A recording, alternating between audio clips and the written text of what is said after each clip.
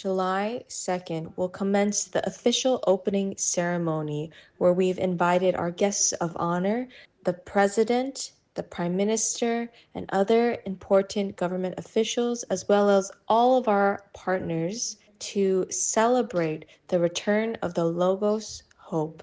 This exclusive ceremony, we will be highlighting and honoring those who have been instrumental in all the preparations for the ship's return to Dominica. Afterwards, we will commence a ribbon cutting ceremony and officially mark the return and opening of the ship's visit to Dominica to the public. The ship will be open to the public after the ceremony starting from 1 p.m. to 10 p.m. Our official opening hours after the official ceremony will be from Tuesday to Saturday from 10 a.m. to 10 p.m. Sundays we open at 1 p.m. to 10 p.m.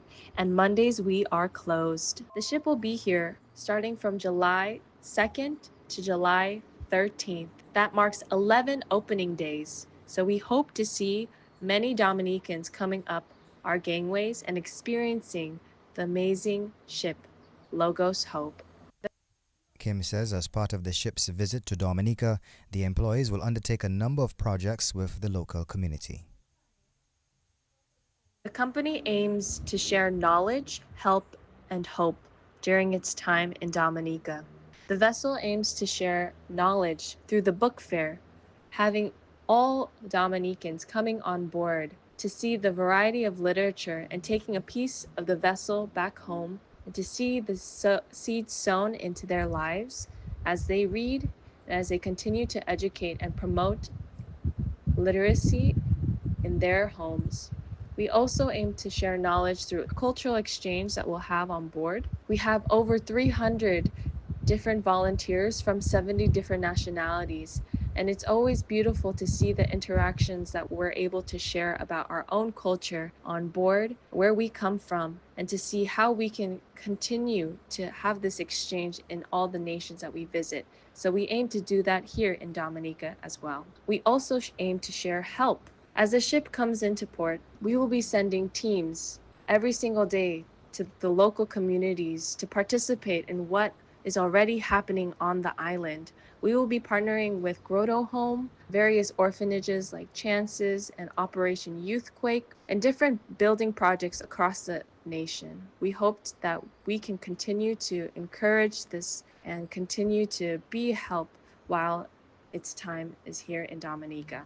And lastly, we share hope. We know that all people strive to live hopefully in hope for a good outcome, for something good to happen in our lives. And that is what we want to sow in Dominica. And how we do that is through prayer and is through promoting social good and exemplifying what Jesus did for us in the local communities. The vessel is extremely excited to be back on the island. After 15 years, a lot has changed, especially the people on board. And so this experience within these 11 days that the ship is in port is to be taken advantage of. We don't know when the next time the Logos Hope will return to Dominica or if it will ever. So please, please, please take advantage of this time. Make sure that anyone and everyone comes on board. We want to get to know you. We want to see your faces. We want to connect with you all. So, and this is a perfect moment to also bring your kids on board during the summer break. We really hope that we can make the most of our time here. Project Manager of MV Logos Hope, Elise Kim. An extension to the Berean Academy in Bath Estate was commissioned yesterday, June 30th, for 2025. The project was funded through a partnership between government, the Caribbean Development Bank, and the Basic Needs Trust Fund for a total of $447,000. Principal of the Berean Christian Academy, Ms. Sarah Thomas, told DBS News they are happy to be recipients of this completed project ahead of the new school year, which begins in September. We are elated to have had the recent commissioning of our building extension project under BNCF, and wow, it's been very fast. Well, initially it took some time. The application was submitted back in 2020. Ongoing meetings and plans were, of course, being done. But once the physical work started, we hit the ground running. Our contractors and consultants did an excellent job in completing the project in a short space of time because work began in October of 2024 and we saw the completion of the building in March 2025. Ms. Thomas said while the new extension will assist in accommodating their preschoolers, it will also be used to further the mission of the Berean Bible Church. This project is going to specifically impact our preschool, allowing for ample space for our growing student population at Berean Christian Academy. And honestly, there are endless possibilities of where we can continue to work in the educational sector, but also on a social and even spiritual level. Our school is actually a ministry of our church, which God gave us the Great Commission to go out into all the world and preach the gospel. And we're in the community of Bathurst State, and we want to reach Bathurst State for Christ. So if we can have a comfortable facility that can be used for school or various children and youth ministries that can point children and young persons to Jesus, then our impact won't just be felt in the community, but in the country as a whole. And that was the principal of the Berean Christian Academy, Sarah Thomas. Parliamentary Representative for the Cottage constituency, Roland Roy, says progress is underway in the village of Savanpai as efforts continue towards strengthening the community's road infrastructure. Roy says in a post on his Facebook page that the ongoing Allen Lane Road project, valued at $485,000 EC dollars, is bringing much-needed improvements to local access, safety, and sustainability. This initiative spans approximately 1,000 feet and includes rigid pavement construction, proper drainage systems, and installation of new water lines. The project is being carried out in 3 phases, and Roy says Phase 1 has successfully been completed. 2 local contractors have been engaged to undertake works on the project, Micah Valentine and Daniel Joseph, both from Savanpai. As Roy stated that 11 community members have been employed through this project. He added that this project is a reflection of government's ongoing commitment to enhancing road infrastructure in the Cottage constituency and promoting community development through local employment and sustainable investment. Still in the national focus, just 1 day after Director of Public Prosecutions, Sherma Dalrymple, filed a notice of discontinuance in the murder case against Fong Sejean Man, the charge was reinstated and the accused, Wang Baran, was rearrested and brought back before the court. He is now remanded in custody at the Dominica State Prison. Ronaldo Luke Pascal reports. Baran had been on remand in connection with the alleged murder of his uncle, Simbad Baran, which is said to have occurred on May 10, 2020 in Fort Saint-Jean. The allegation is that Baran murdered his uncle with a spear gun on the aforementioned date. The accused recently appeared before High Court Judge, His Lordship Justice Colin Williams, for arraignment. However, the indictment was deemed null and void by His Lordship. The ruling was based on non-compliance with Section 3 of the Criminal Law and Procedure Act due to procedural deficiencies in the committal process from the Magistrates Court. The matter had been committed to the High Court following a paper committal during the preliminary inquiry stage. However, the High Court found that the presiding magistrate had failed to affix her signature to the required document. As a result, the judge ruled that the committal and by extension the indictment was invalid. Consequently, the Director of Public Prosecution filed a notice of discontinuance in the matter. Following his release, Baran was rearrested and formally recharged with the offense of murder. He appeared before the Roseau Magistrate Court where the charge was read to him. As the offense is indictable, he was not required to enter a plea. The matter has been adjourned to August 11, 2025 for the recommencement of the preliminary inquiry. At this stage, the court will determine whether there is sufficient evidence to commit the matter for trial before a judge and jury in the High Court. Ronaldo Luke Pascal reporting for DBS News. Meanwhile, Steve Emmanuel Paul Olive, a 41-year-old man from the Kalinago territory, has been sentenced to 9 years imprisonment following his conviction for the 2017 murder of Valda Rosa Laville. The sentence was handed down by High Court Judge Justice Colin Williams following Olive's guilty plea to the charge of murder. Olive was indicted for the murder of his brother's girlfriend, 31-year-old Valda Laville of Marigot. The incident occurred on January 4, 2017, at their shared residence in La Holubia, where the couple lived with their 2 young children. According to the facts of the case, Olive entered the couple's bedroom uninvited on the aforementioned date, sparking a confrontation between him and Valda. Later that evening, neighbors heard Valda screaming for help. Upon returning home, her boyfriend found her lying dead in the living room with multiple injuries. A bloodied cutlass was nearby, and Olive was seen holding one of the couple's children before fleeing. Another of the couple's child was found injured. Olive later admitted to the police that he used the cutlass to attack Valda. At the sentencing, Olive expressed remorse and acknowledged his guilt. The prosecution proposed a 25-year starting sentence with an additional 9 years for aggravating factors. After a 1/3 reduction for his guilty plea and credit of 8 years, 4 months, and 9 days spent on remand, the prosecution recommended approximately 14 years and 4 months as the remaining sentence. Defense attorney Joshua Francis highlighted Olive's early guilty plea, remorse, difficult background, and willingness to undergo counseling, urging a rehabilitative approach. In handing down his sentence, Justice Colin Williams began with a 30-year starting point. He added 3 years for the aggravating factors, including the unprovoked nature of the crime and the fact that it occurred in the victim's home. He reduced the sentence by 3 years for mitigating factors such as Olive's cooperation and his remorse. Prior convictions were deemed spent and did not impact sentencing. The court granted a 9-year, 10-month reduction for the guilty plea and an additional 2-year reduction for procedural delays. With full credit for time served, Olive was sentenced to 9 years imprisonment, effective the date of his guilty plea, May 22, 2025. Ronaldo Luke Pascal reporting for DBS News. Special thanks to Ronaldo Luke Pascal for that report, taking us to the end of this evening's The National Focus. Up next is news from the region and international.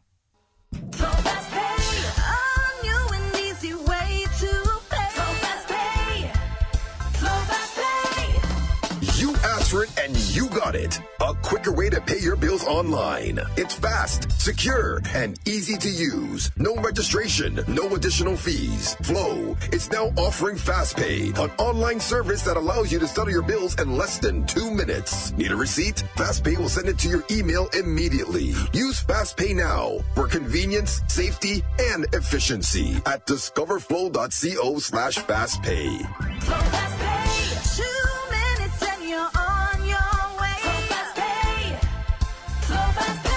Flow is keeping you connected. DBS News. And welcome back. Now, news from the region. Jamaica's Health Minister, Dr. Christopher Tufton, says he has received information about a protest action that has caused disruptions to the public health sector today. The comments by Tufton came amid reports that members of the Jamaica Midwives Association were currently on strike. The reason for the protest action is unclear. There are reports that an undetermined number of nurses at several hospitals have called in sick. Internationally, after hours of stalemate, Republicans in the U.S. Senate have narrowly passed Donald Trump's mega bill on tax and spending, meaning that the proposed legislation has cleared one of its key hurdles.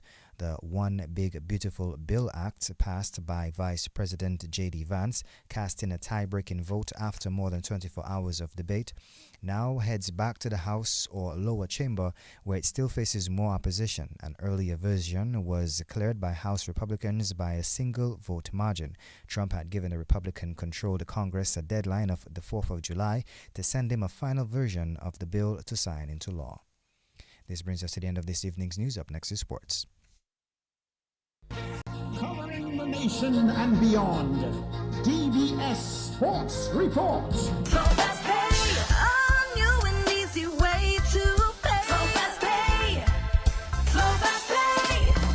You asked for it and you got it. A quicker way to pay your bills online. It's fast, secure, and easy to use. No registration, no additional fees. Flow is now offering FastPay, an online service that allows you to settle your bills in less than 2 minutes. Need a receipt? FastPay will send it to your email immediately. Use FastPay now for convenience, safety, and efficiency at discoverflow.co/fastpay.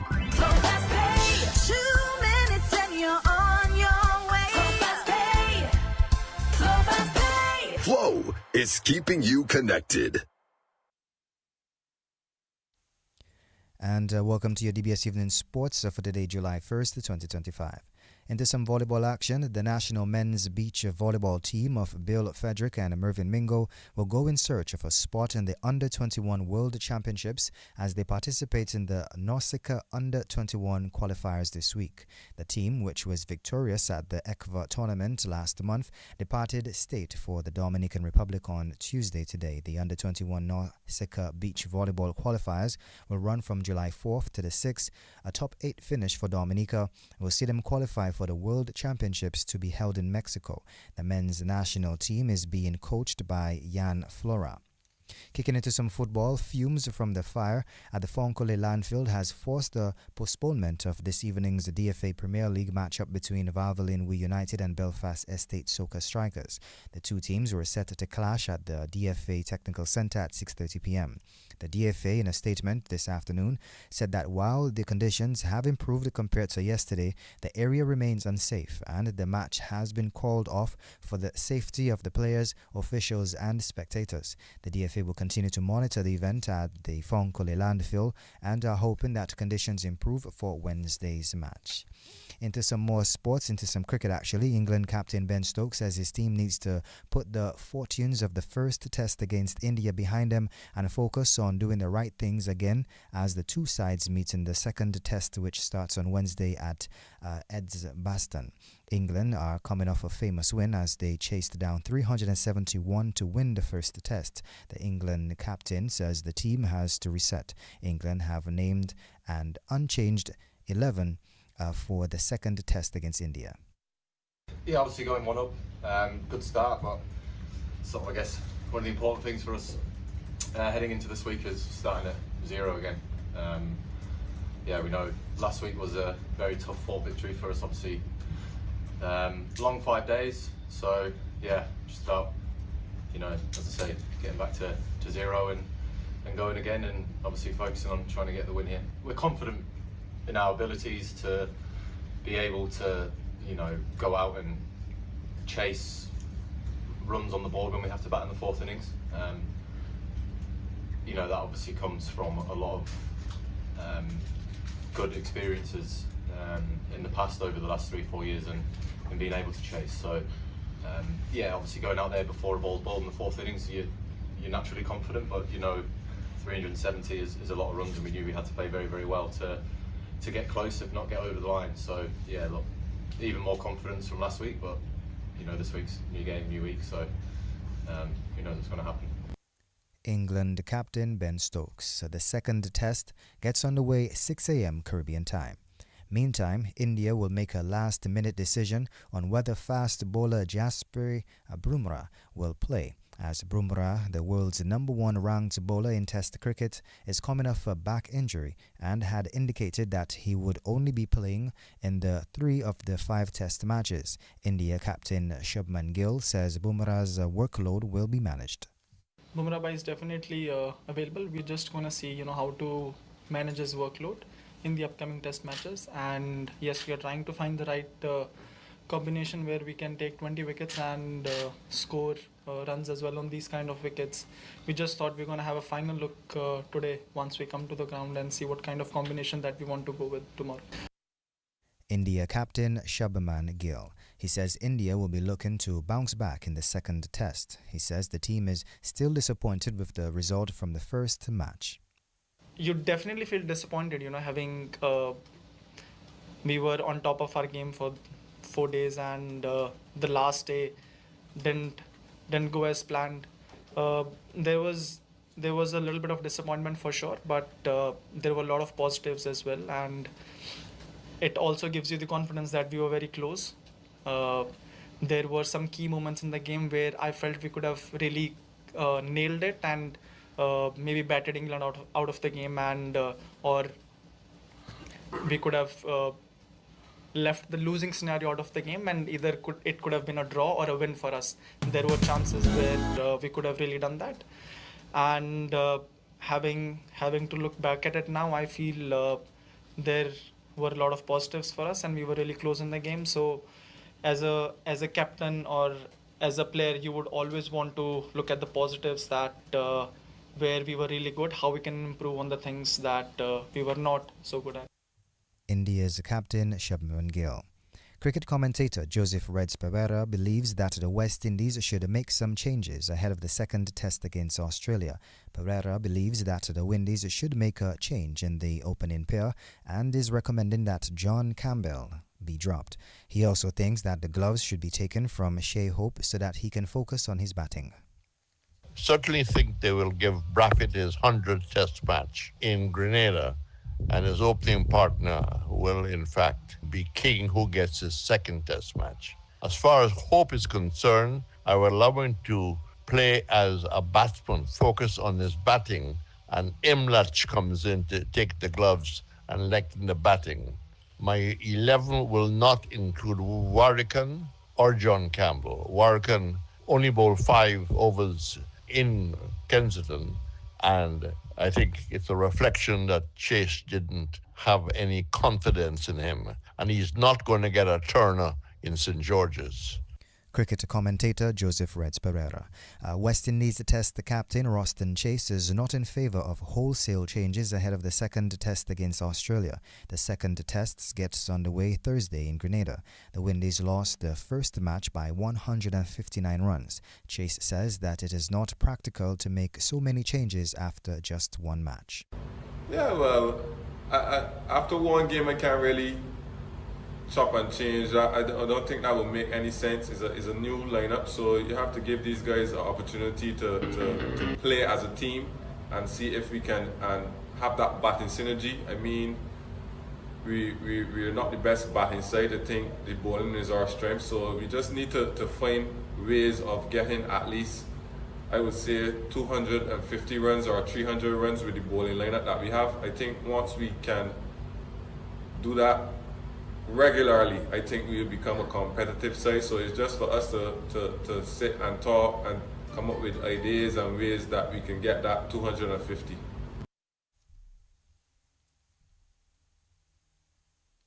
And that was West Indies Test captain Roston Chase. Chase, however, says the team has to be better in the field.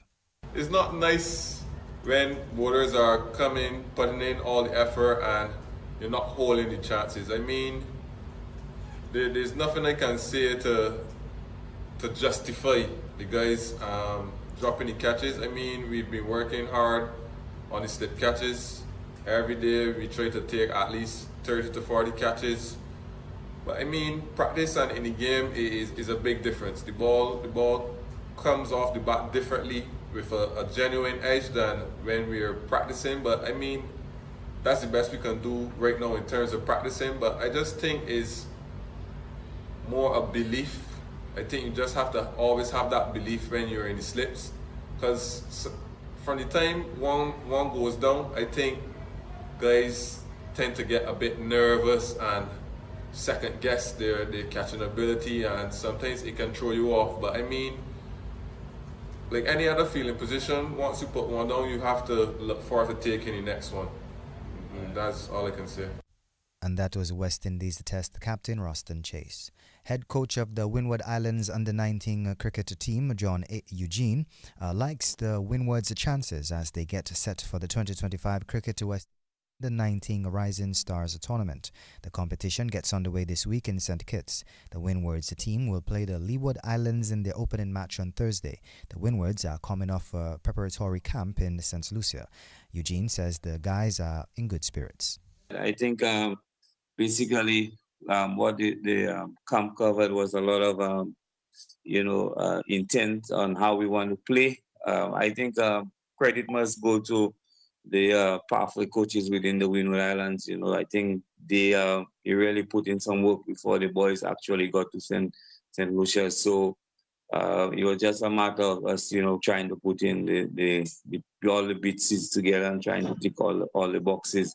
I think the camp really went well for the last couple of days. The match that we had, a lot of, execution was well planned in this match. And, it was a lot of, great discussion about how we want to play. This year, we have spent a lot of time on planning, awareness on different areas, which once we execute well, we could be very competitive in this tournament. One of the areas, we look at was, opposition, who we're going to come up against, the challenges that are going to face us for the tournament, playing conditions, we spoke a lot around that area, players, executing the roles and responsibilities that, they were given. So I think from our end, it's just a matter of us understanding what, we have to do as a team collectively and, players putting up their hands and looking to, execute and, win games for us. Head coach of the Windward Islands Under-19 cricket team, John Eugene. The Windward's Under-19 team is being captained by Stephen Pascal, and the team featured 5 other Dominicans: Luvio Charles, Arsenio Fontaine, Gerald Durant, Edmund Moranci, and Kestel Estrad are the other Dominicans on the team. And finally, in sports this evening here, Dominica Special Olympics is hoping to participate for the first time in the sport of basketball. This year, Dominica is preparing to participate in a unified 3x3 basketball tournament scheduled to take place in Guadeloupe from November 13th. The event will feature 15 teams across the region. Ainsworth Irish, National Director of Special Olympics Dominica, says the initiative highlights the island's commitment to inclusion through sports and the empowerment of all athletes. Every year we participate in some sort of Caribbean sports. Just last year, 2 of our athletes were in Cayman Island playing bocce. They did well. And then after that, in November last year, we were in Trinidad in the Caribbean Games, bocce. And then, of course, we're preparing now for the 13th to the 17th of November in Guadeloupe, where some 12 Caribbean programs will be taking part in the 3x3 Special Olympics basketball competition. Of course, we have to go with 5 athletes. One of them must be a normal athlete. So they call that unified sports, where we try to have normal athletes play with the special athletes. So that itself is a fillip for further development and positivity for the Special Olympic movement. I can tell you that there are 19 programs in the region. In fact, today we'll be having a special Zoom meeting with all the national directors around the region. So it's a big movement and it's growing nicely. And what we want to do now is to get more persons to come out and volunteer and get involved in unified sports. So there are 26 Olympic type sports, but because we don't have coaches as such in Dominica, we just embark upon 2 sports, athletics and bocce, and now we're going into basketball. We had a cricket team and a soccer team, but some of the athletes have gone, beyond, and some have traveled, and so we're trying to rekindle what's happening. And that was the National Director of Special Olympics Dominica, Ainsworth Irish, taking us to the end of this evening's news and sports. A special thanks to our news personnel and sports personnel, and of course a special mention to our listeners of Acoustic Worship Radio. So fast pay, a new and easy way to pay. So fast pay, so fast pay. You asked for it and you got it. A quicker way to pay your bills online. It's fast, secure, and easy to use. No registration, no additional fees. Flow is now offering FastPay, an online service that allows you to settle your bills in less than 2 minutes. Need a receipt? FastPay will send it to your email immediately. Use FastPay